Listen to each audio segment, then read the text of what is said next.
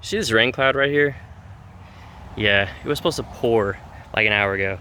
So I'm gonna get straight into it, and I wanna show you rear disc conversion on to 97 to 01 if you're in the States, first gen CRV. All right, so here we go. Here's the rear trailing arm, right? Here is the rear disc you're gonna need. And this trailing arm is off a Civic wagon. It's gonna be an 88 to 91 four-wheel drive Civic wagon. These are not the same trailing arms. I just have this off right now, and I'm gonna be able to more easily show you what exactly you're gonna need to do in order to do a rear disc conversion on your CRV. This is not covering the Civic wagon. This is covering the first generation CRV. All right, so the first thing you're gonna wanna do is get your wheel off, obviously. Get access to your trailing arm. And your trailing arm has all this drum brake components on it. You're gonna have like a cover, and you're gonna have all these things on it. This is the only hard part of this whole conversion. So what you're gonna need to do is take off all the springs and everything, and the shoe brakes, and get access to this panel here. You can't see it because there's a lot of gunk in there, but this actually separates. So you can take these bolts off with like a wrench, and then you're just gonna tap this from the back, and you're gonna make this the backing plate here for all your components here. The backing plate is gonna get loose, and you are going to cut this off. Unless you want to remove your trailing arm or press out the bearing and do all that, you're going to need to cut this off. I did not opt for pressing this out because it's just a lot of extra work, and if you're really careful, you can actually do this without pressing out the bearing, and if you have good bearing, like, why change it? So get yourself one of these, get yourself one of these, and for that last little bit, it kind of helps to have one of those. This is what it's gonna look like once you have it off. You see what I mean, how it just comes out? So you get all your components off, and then you are just going to find the closest. There's gonna be like a hole here and this one, and that's the easiest place to cut it for me. So I like cutting it there, and then once you have it cut there, this is just gonna start bending like really easily. See what I mean? You don't have to go all the way on this very last one. You can get by with just getting like to this bolt and then just start wiggling it, and then that'll come off.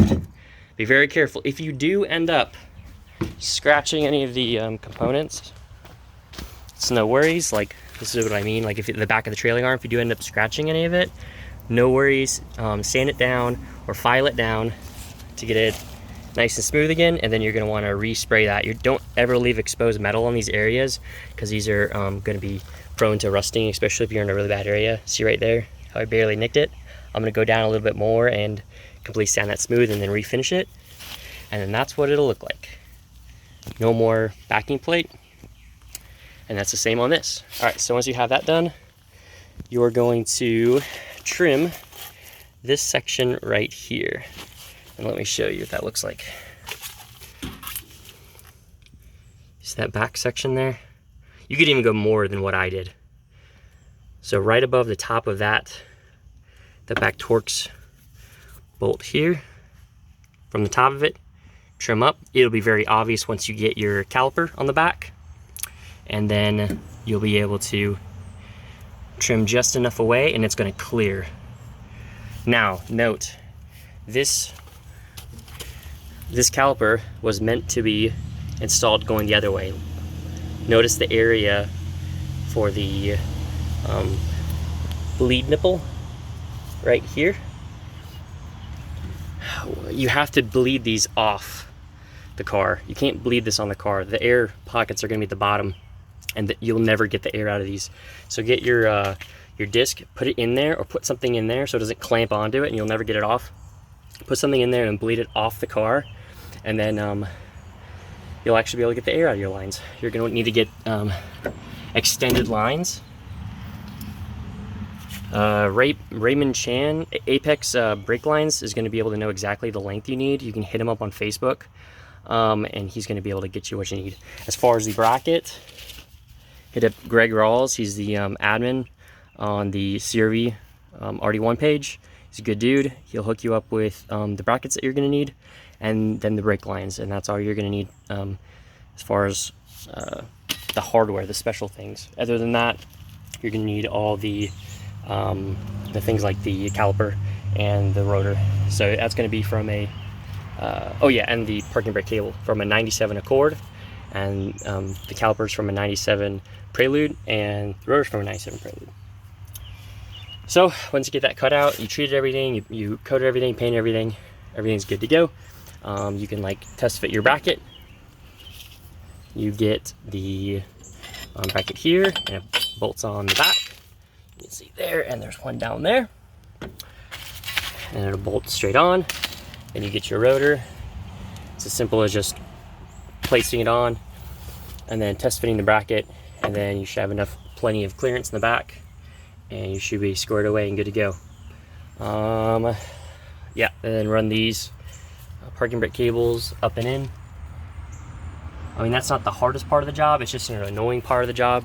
So it's just something that you just have to get done. Don't rush this job. Try and take your time and get it done properly, so that you do not just cut up your trailing arm for no reason. You can press these out, get it done really easily, just slip it off. I opted not to do that on mine because I still have really good bearings. There's no play and they don't make any noise, so I was like, why not just save them? So that's what I did, and it saved me some expense as well. I do not have a press at this time or a shop to be able to do that. So, and I know most people watching are kind of like me and they don't have that. So this works out good. As far as the Civic Wagon four-wheel drive trailing arm goes, it'll never work, and you won't be able to find one anyways because they're so uncommon. But see the length here, the length is way longer on the CRV. And also the bracket for doing a rear disc does not work on the trailer arm for the wagon either. It's specific for this. So that's everything you're going to need to do in order to get rear discs on your 9701 CRV. If you have any questions, you can just leave it below and I'll try my best to get to them. That is all. Thanks for watching.